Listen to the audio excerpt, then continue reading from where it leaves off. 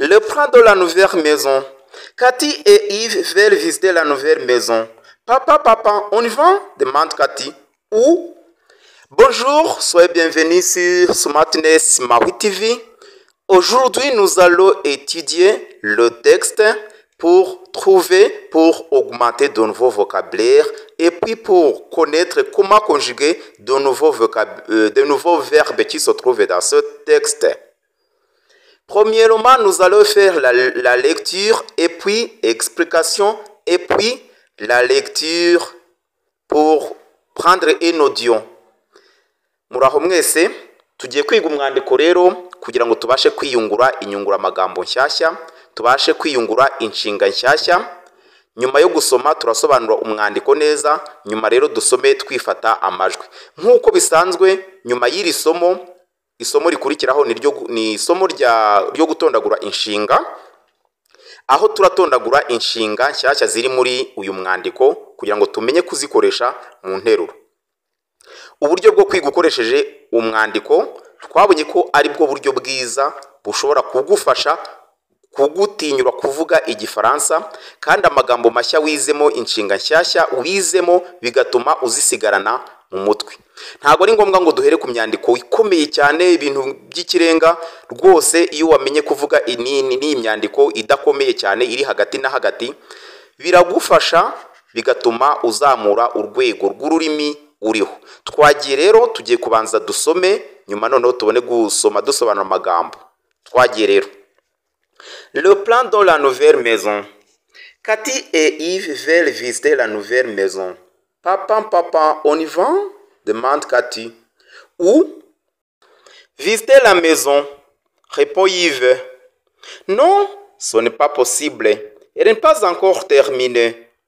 Ce n'est pas grave. Moi, je peux peindre, dit Cathy. Et moi, je peux monter sur le toit pour aider à mettre les tuiles. Claude se met à rire. Il n'en est pas question. C'est trop dangereux. Et vous allez gêner les ouvriers. Ils travaillent tous les jours pour finir la maison. Les deux enfants repartent. Ils sont dessus. Claude demande en souriant. Mais vous ne voulez pas la voir? Si. On y va tout de suite, s'écrie Yves plein de joie. Non, on reste ici. Mais regardez, Claude sort de sa poche un rouleau de papier. J'ai dessiné le plat de la maison et maman a dessiné les meubles approchés. Il étale le rouleau sur la table et demande: Qui me dit où se trouve sa chambre? Nous allons expliquer. Tugiye gusobanura, ariko mbibutsa ko ku bantu barimo kwifata amajwi mbere yo kunyoherereza amajwi, ku bantu tuba dufitanye gahunda, ujye ubanze nawe ubwawe wumve ko nta kintu wakwikosoramo, unyoherereze amajwi nawe wabanje gukorera ubushakashatsi kugira ngo wumve ko afashe neza. Twagiye rero. Texte. Le plan de la nouvelle maison. Le plan ni icyo bitwita igishushanyo mbonera cyangwa se ni ibisanzwe no mu Kinyarwanda ijambo tujya turikoresha. Le plan de la nouvelle maison. Nouvelle twabonye ko ari gishya. Cathy et Yves veulent visiter la nouvelle maison. Veulent. Ça vient du verbe vouloir. Hano bituruka ku nshinga vouloir. Iyi nshinga muraza kuyibona neza itondaguye mu isomo rikurikira iri ngiri. Nkuko tubiziranyeho, nyuma ya buri mwandiko inshinga zo muri uwo mwandiko muzajya muzibona mu isomo rikurikiraho. Vouloir, c'est un verbe du troisième groupe. Ni inshinga yo mu cyiciro cya gatatu rwose idakurikiza amategeko. Turaza kuyibona mu cyiciro gikurikiraho. Cathy na Yves rero ngo barifuza gusura inzu nshya. Papa, on y va? Papa, tugende? On y va? Iyi Y irasimbura hariya ku nzu. On y va?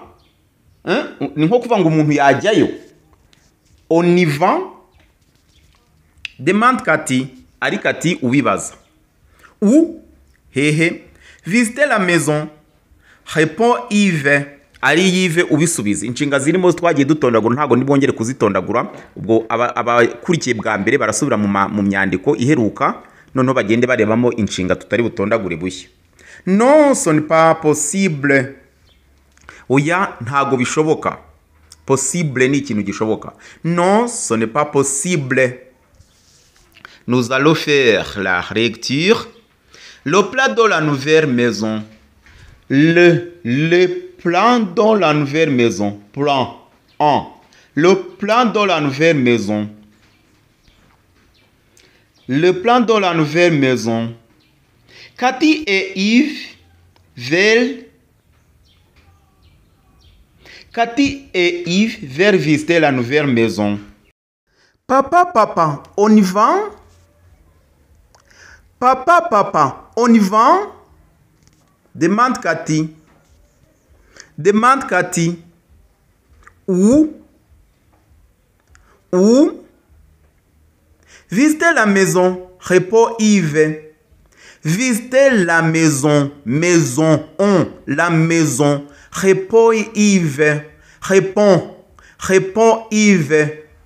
Mbibutsa ko ijwi ry'igifaransa riba rigomba gusohoka uko narivuze, uko riri, kuko iyo uvuze nk'ubu hari abantu bavuga ngo répond akavuga o isanzwe, cyangwa yavuga maison akavuga o, maison. Répond Yves. Non, ce n'est pas possible. Le plan de la nouvelle maison. Cathy et Yves veulent visiter la nouvelle maison. Papa, on y va? Demande Cathy. Où? Visiter la maison, répond Yves. Non, ce n'est pas possible.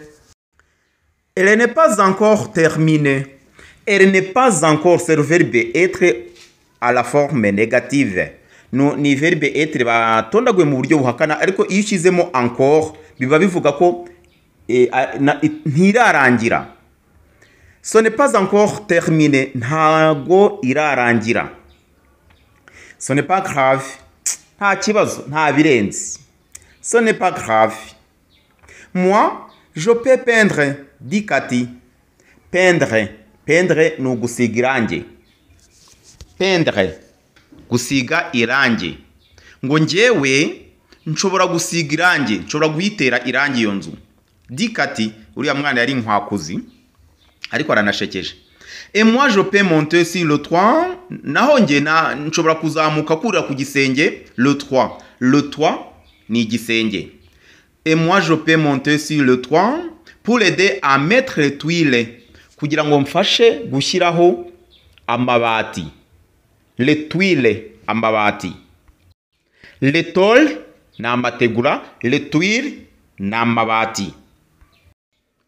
Ici, nous pouvons aussi étudier les parties d'une maison. Nous avons étudié le mur, urukuta, les tôles, le toit, igisenge, les tôles, amategura, les tuiles, amabati, le pavement ni hari hasi haba hamennye sima, niho bita pavement, les fenêtres, amadirisha, la porte, urugi, les chambres, ibyumba. C'est comme ça. Nous continuons la lecture. Ce n'est pas possible. Elle n'est pas encore terminée. Elle n'est pas encore terminée. Ce n'est pas grave. Ce n'est pas grave. Moi, je peux peindre. Moi, je peux. Je peux peindre. Moi, je peux peindre, dit Cathy. Et moi, je peux monter sur le toit. Et moi, je peux monter sur le toit pour l'aider à mettre les tuiles. Pour aider à mettre les tuiles. Claude se met à rire. Claude araseka. Claude se met à rire. Il n'en est pas question. Iriya an irasimbura ibyo ngibyo bari bavuze ati ibyo nta kibazo. Il n'en est pas question. Ibyo nta kibazo. Binyuranye no kuvuga ngo il n'est pas question. Iyo uvuze ngo il n'est pas question ni ukuvuga ngo nta kibazo. Ariko iyo uvuze il n'en est pas question, ibyo nta kibazo, iriya an irasimbura ibyo. Ibyo kuba itaruzura mbese baravuga ko ari byo bidateye ikibazo. Il n'en est pas question. C'est trop dangereux. C'est trop dangereux.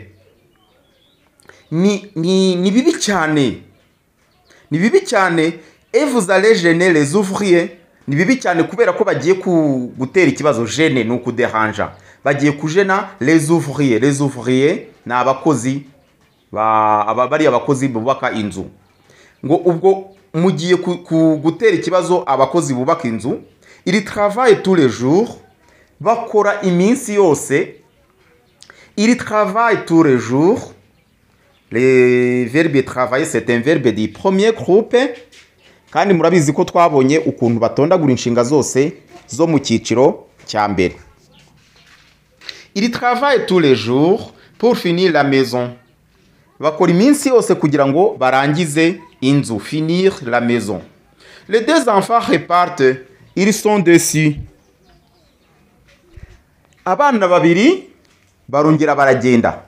Partir ni ukugenda. Reparte ni ugusubirayo. Abana iyo hajeho kano kajambo re ni igikorwa kiba kisubiyemo. Commencer gutangira. Recommencer kongera gutangira. Les deux enfants repartent. Abana babiri barongera basubirayo. Ils sont dessus. Baratengushywe.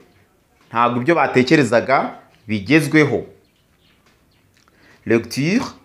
Il n'en est pas question. Vous allez répéter. Il n'en est pas question. Il n'en est pas question. C'est trop dangereux. C'est trop dangereux. Et vous allez gêner les ouvriers. Et vous allez gêner les ouvriers. Ils travaillent tous les jours. Ils travaillent tous les jours pour finir la maison. Pour finir la maison. Les deux enfants repartent. Les deux enfants repartent. Ils sont dessus. Dessus, ça vient du verbe décevoir. Décevoir ni ugutenguha. Kuba umuntu atagukoreye ibyo mwasezeranye. Buriya n'uyu muntu akwambuye bavuga ko agutengushye. Abagutengushye ku isezerano mufitanye. Iyi nshinga twayize mu ndirimbo bavuga ngo malgré mon associé. Non, malgré mon associé. Malgré mon associé, tu m'as déçu, oh maman. Malgré mon associé, tu m'as déçu, oh maman. Abatazi iyi ndirimbo abadaheruka mushobora kwandikamo mon associé by Smartness Mahwi TV. Malgré mon associé, tu m'as déçu, oh maman. En amour, ne faut jamais tricher, oh. Malgré mon associé, tu m'as déçu, oh maman. Ati mukunzi wanjye wantengushye mu rukundo nta gutirisha bibaho. Ubwo muze kwibutsa iyi ndirimbo. Nous continuons la lecture. Claude leur demande en souriant. Claude arababaza ariko aseka. En souriant. J'ai dit verbe sourire. Sourire, kumwenyura. Leur iravuga bo. Leur bo.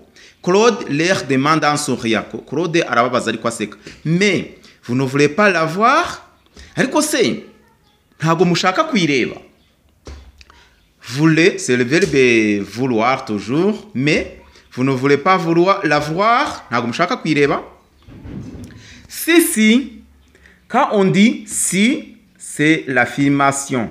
Iyo usubije, iyo umuntu akubajije ugasubiza ngo ahakana, kugira ngo wemere uravuga ngo si. Est-ce que tu n'es pas marié? Par exemple, quand on te demande est-ce que tu n'es pas marié? Si. Quand tu dis si, uba wemeje. Ni formule y'igifaransa. Est-ce que tu n'es pas adulte? Si. Si, nabo rero baremeye. On y va, tujyeyo. Iyi Y nababwiye ko isimbura ahantu. Yo, on y va, tujyeyo. On y va tout de suite. Tout de suite. Akakanya. Tout de suite. Akakanya. Immédiatement. Tugenda uyu mwanya. S'écrie Yves plein de joie. S'écrier ni ukwiyamira cyane. Utangara cyane. Plein de joie. Plein cyuzuye. Contraire ikinyuranyo cya plein ni vide. Plein de joie. Joie ni ibyishimo. La joie. Nuvuga ngo yabisubije yiyamirira kandi yuzuye ibyishimo anezerewe wishimye cyane. Non, on reste ici. Oya, nugusigara hano. Non, on reste ici. Oya, nugusigara. Nous allons faire la lecture. Claude leur demande en souriant. Claude leur demande en souriant. Mais vous ne voulez pas la voir? Mais vous ne voulez pas la voir? Si, on y va. Si, on y va. Si, on y va tout de suite. Tout de suite. On y va tout de suite. S'écrie Yves, s'écrie Yves, plein de joie. Plein de joie. S'écrie Yves, plein de joie. Non, on reste ici. Non, on reste ici. Mais, regardez. Ariko, murebe. Regardez, murebe. Claude sort de sa poche un rouleau de papier. Claude asohora mu mufuka we, akura mu mufuka we ikizingo cy'igipapuro. Sort de sa poche un rouleau de papier. J'ai dessiné le plat de la maison. Nashushanyije igishushanyo cy'inzu. J'ai dessiné, c'est le verbe dessiner au passé composé. J'ai dessiné le plan de la maison et maman a dessiné les meubles approchés. Naho mama yashushanyije ibikoresho bihegereye. Les meubles ubusanzwe ni ibikoresho, ariko hano iyo bavuze ku nzu tukavuga ibikoresho bihegereye na entourage ihari. Ashobora kuba yarashushanyije jardin, ashobora kuba yarashushanyije ibiti bihari, ibyo byose iyo tubikusanyije nibyo bita les meubles. À faire attention, meuble na immeuble. Immeuble ni inyubako, ariko meuble ni ibikoresho ahubwo byo mu nzu. Immeuble, I double M E U B L E. Immeuble ni inyubako. Mais les meubles ni ibikoresho byo mu nzu. Ashobora kuba meza, intebe se n'ibindi. Il étale le rouleau sur la table. Il étale le rouleau sur la table. Nuko ashyira icyo kizingo ku meza. Mais regardez. Claude sort de sa poche. Claude sort de sa poche un rouleau de papier. Claude sort de sa poche un rouleau de papier. J'ai dessiné le plan de la maison. J'ai dessiné le plan de la maison. Et maman a dessiné les meubles approchés. Et maman a dessiné les meubles approchés. Approché ni ukusatira. Hano approche imeze gutya ni zegereyeho nyine. Il étale le rouleau sur la table. Il étale le rouleau sur la table. Il étale le rouleau sur la table et demande. Nuko arabaza. Qui me dit où se trouve sa chambre? Ninde wanyereka icyumba cye? Qui me dit où se trouve sa chambre? Ninde wambwira aho icyumba cye kiri? Mu by'ukuri ubu buryo bwo kwiga dukoresheje imyandiko burafasha uko ugenda usubiramo, uko ugenda wifata amajwi biba bituma urimo kukivuga, hanyuma mu bijyanye no kumenyereza amajwi nababwiye ko murajya kuri France 24 mujye mutega amatwi amakuru. Bwa mbere utega amatwi ntugire ikintu wumvamo, bwa kabiri ugatega amatwi nabwo ntugire ikintu wumvamo, ariko buri munsi ntibukire utumvishe na rimwe kuri France 24. Nta bundi buryo na bumwe wabona butuma wimenyereza kuvuga igifaransa. Noneho ubu buryo bwo guhita wiga amaconjugaison butuma umenya kuyakoresha mu nteruro. Ni uburyo bwiza kandi aya magambo akugumamo. Mukomeze mwifata amajwi bikomeze uko. Ntiwibagirwe gukora like igihe cyose washimye amasomo n'ibiganiro tuba twakugejejeho, kandi ntukabyihererane mu gihe ufite umuvandimwe wabisangiza. Rwose mukorere share ubimusangize.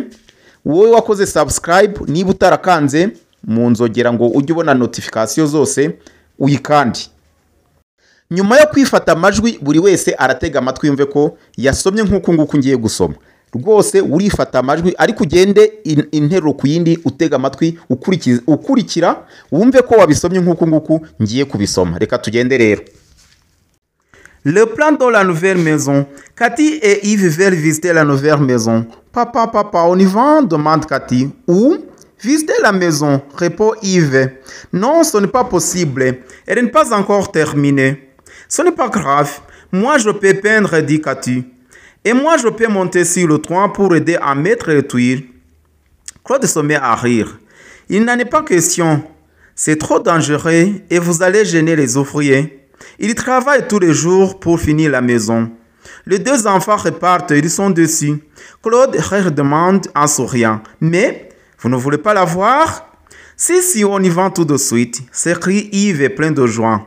Non, on reste ici, mais regardez. Claude sort de sa poche un rouleau de papier. J'ai dessiné le plan de la maison et maman a dessiné les meubles approchés. Il étale le rouleau sur la table et demande: tu me dis où se trouve sa chambre? Merci de nous avoir suivis. À la prochaine occasion. Au revoir.